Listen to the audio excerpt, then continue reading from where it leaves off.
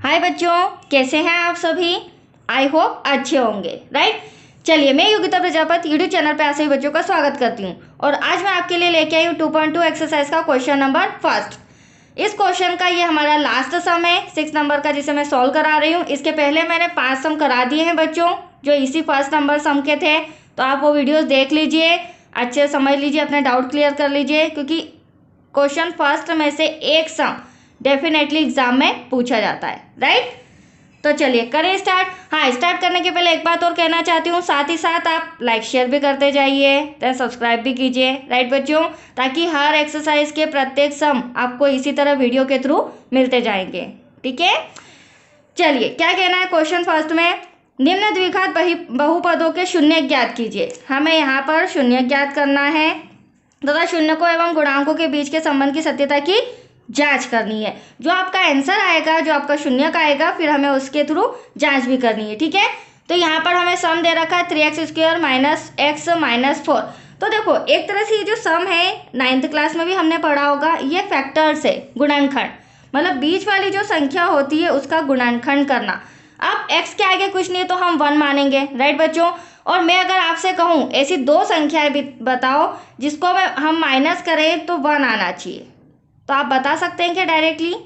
अगर मैंने पूछा और आप बता सकते हैं, पॉसिबल नहीं है। तो इसकी शॉर्ट ट्रिक मैं आपको आज समझा रही हूँ इस वीडियो में, ठीक है। तो आप ध्यान से समझिएगा। हम सबसे पहले क्या करेंगे, हमें कुछ भी माइनस करके 1 लाना है। अब हमें पता नहीं वो 2 डिजिट क्या है, तो हम फर्स्ट देन लास्ट का मल्टीप्लाई करेंगे। कितना आ जाएगा? 4 3 12। इस 12 को कहीं भी शो नहीं करना है, ये सिर्फ रफ कार्य है समझाने के लिए।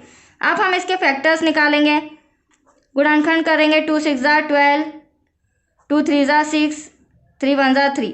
और ये जो फैक्टर्स, ये गुणनखंड आएगा, इससे हमें पता चल जाएगा कि कौन सी ऐसी संख्या है जिसको माइनस करने पर 1 आ जाए। तो आप देख ही रहे हैं यहाँ पे 2 2 4, 4 में से अगर हम 3 को माइनस करेंगे एटलीस्ट 1 हमारा आ रहा है, और यही हमें चाहिए, ठीक है।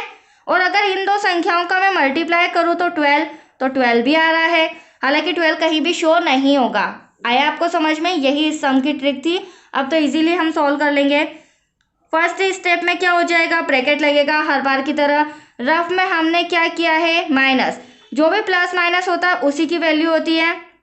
4x है तो 4x माइनस 3x, 4x में से 3x गया, 1x बचा, माइनस का 4 एज इट इज, ऐसा का ऐसा, क्योंकि जो फैक्टर है वो बीच वाली संख्या का होता है, आइट साइड का ऐसा का ऐसा। अब यहाँ पर क्या करेंगे, अगली स्टेप में यहाँ पर हमने ब्रैकेट लगाया है तो नेक्स्ट स्टेप में हम ब्रैकेट हटा देंगे। तो यहाँ हो जाएगा 3x² माइनस 4x। अब ब्रैकेट हटाया तो साइन चेंज होगा, क्यों होगा?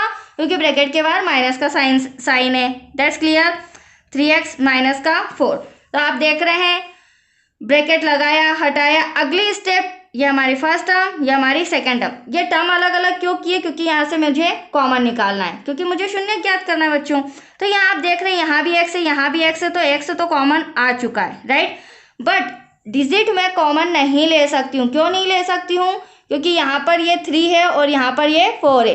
3 के टेबल में 4 नहीं आता, 4 के टेबल में 3 नहीं आता है, तो ये ऐसा का ऐसा। अब देखो, कॉमन निकालो तो मल्टीप्लाई करके जरूर देखा करो।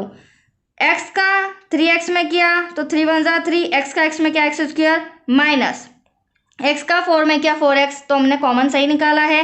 नेक्स्ट स्टेप प्लस, सेकेंड जो टर्म होती है उसमें मैंने आपको पहले भी समझाया है, एक्स वाई जेड कॉमन नहीं आता है, यहाँ पे डिजिट कॉमन आती है, वो भी छोटी। तो यहाँ भी 3 और 4 दे रखा है, जो कि कॉमन नहीं आ सकता है, क्योंकि यहाँ भी कॉमन नहीं आया। अब बचा क्या, छोटी डिजिट में 1। तो यहाँ से भी हम क्या कॉमन ले सकते हैं बच्चों, 1। और किसी भी संख्या के बाहर कॉमन जब 1 लिया जाता है तो अंदर की डिजिट एज इट इज ऐसी की ऐसी, ठीक है। दूसरी इंपॉर्टेंट बात, जो ब्रैकेट है वो सेम आना चाहिए। अगर यहाँ माइनस है तो यहाँ माइनस, यहाँ प्लस है तो यहाँ प्लस, यहाँ 4 है तो यहाँ 4, 3x है तो 3x, ठीक है। अगर ये सेम नहीं आया, इसका मतलब आपका सम गलत है। अब देखिए 3x माइनस 4, तो यहाँ पर एक 3x माइनस 4 हम कॉमन ले लेते हैं। ब्रैकेट के बाहर जो बचा उसे हम ब्रैकेट के अंदर ले लेंगे। अब हमें फाइंड करना है शून्य, तो अब हमें क्या लेना पड़ेगा, शून्य। तो 3x माइनस 4 इक्वल्स टू शून्य।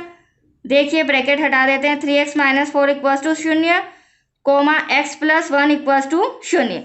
अब देखिए 3x तो वहीं का वहीं, माइनस का 4 उधर जाके प्लस का हो जाएगा, एक्स वहीं का वहीं, प्लस का 1 उधर जाके माइनस का हो जाएगा। अब हमें तो एक्स की वैल्यू चाहिए, 3 भी हटाना पड़ेगा। 4 ऐसा का ऐसा डिवाइड में आ जाएगा 3। तो देखो बच्चों, ये मेरा अल्फा आया है, ये मेरा बीटा आया है। मेरे शून्यक तो आ चुके हैं, बट उनको अल्फा और बीटा के थ्रू फॉर्मूले में रख के हमें जांच करनी है हमारे आंसर की कि ये सही है या गलत। तो आया आपको समझ में? तो इसके लिए फॉर्मूले होते हैं छोटे से। एक होता है शून्यकों का योगफल। हालांकि फर्स्ट सम में मैंने काफ़ी डीप में जाके ये समझाया है, तो आप वो वीडियो देख लेना ताकि आपको यहाँ पे प्रॉब्लम नहीं आए।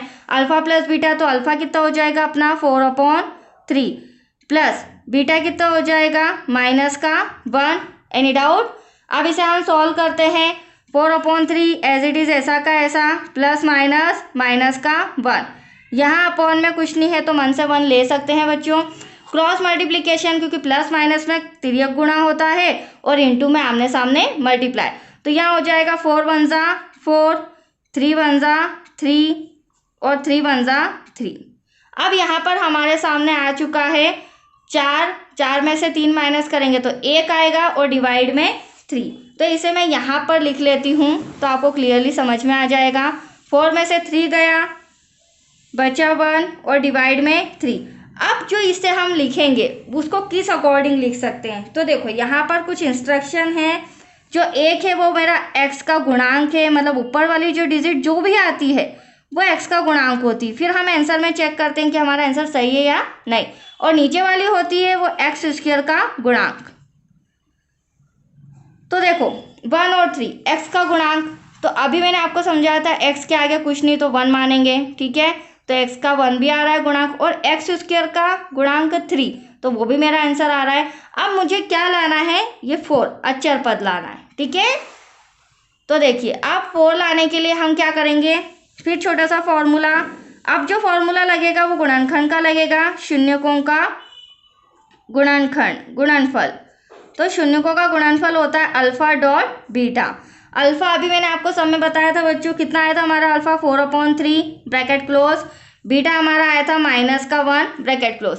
अब यहाँ पर तो मल्टीप्लाई है, आप समझ ही रहे हैं, और मल्टीप्लाई आमने सामने होता है। तो 4 1 जा 4, 3 ऐसा का ऐसा और ये प्लस माइनस माइनस। तो यहाँ पे क्या इंस्ट्रक्शन होगा? मैंने अभी आपको बताया था हमें अचर पद 4 लाना है, तो 4 आ चुका है। जहाँ पर इंस्ट्रक्शन लिखा जाएगा अचर पद, यह आपको सभी सम में इस तरह का कैलकुलेशन करना है, राइट। तभी आपका आंसर कंप्लीटली आएगा और तभी आपको पूरे मार्क्स मिलेंगे।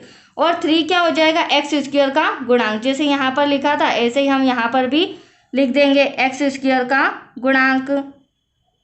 तो ये आपका कंप्लीट आंसर आ चुका है 4 -4 अपॉन में 3। तो ये रहा -4 अचर पद और 3 आपका x² का गुणांक, राइट बच्चों। तो ये सम कंप्लीट हो चुका है। आज के लिए इतना ही। अब का नेक्स्ट वीडियो जो हमारा रहेगा वो क्वेश्चन नंबर 2 का रहेगा। उसमें भी मैं पर्टिकुलर एक एक सम ही समझाऊंगी ताकि आपको अच्छे से आपके डाउट्स क्लियर हो सके, राइट बच्चों। Thank you so much.